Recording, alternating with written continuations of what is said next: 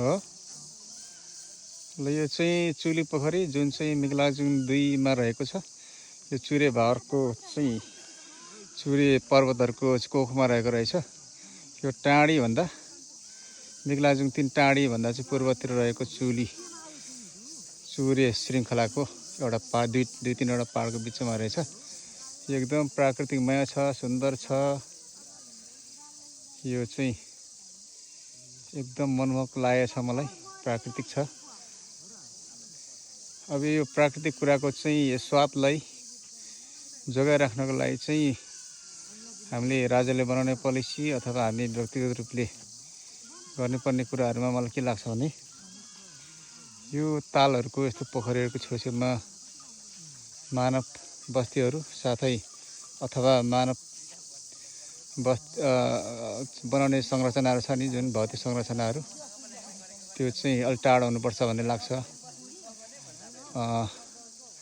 अनि मानव संरचनाहरू भौतिक संरचना बनाउनु पर्यो भने पनि तपाईँको अहिलेको नयाँ चाहिँ मेटेरियल्सहरू छ नि, आधुनिक मेटेरियल्सहरू, सिमेन्ट, इट्टा अनि टिनहरू प्रयोग गरेर यसको छेउछेउ चाहिँ घरहरू बनायो भने चाहिँ यसले यो आधुनिक चिजहरूले चाहिँ यो प्राकृतिकमय कुरामा चाहिँ सुन्दरताभन्दा कुरूपता नै थपेको लाग्दछ मलाई चाहिँ। सुन्दर छ यो जङ्गलहरू हेऱ्यो भने मलाई ब्राजिलको एमाजोन जङ्गलको चाहिँ झलझल्को आउँदछ, टिभीमा हेरिएको छ नगए पनि। यो त हामीले जोगाइराख्नुपर्छ भन्ने लाग्दछ मलाई चाहिँ। सानो मान्छेको चाहिँ भ्यू मात्रै पस्केको मैले।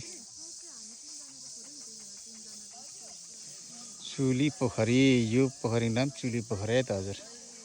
तपाईँहरू पनि डुल्न आउनु होला, भिजिट गर्न आउनु होला। तर बाटो चाहिँ एकदम च्यालेन्जिङ छ, बाटो चाहिँ राम्रो छैन।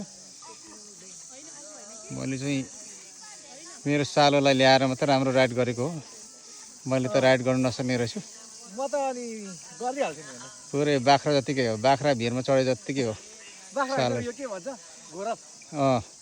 घोरल भिरमा चाहिँ हिँडे जस्तै सालोले एकदम खतरा बाटोमा कुदाएकै होला।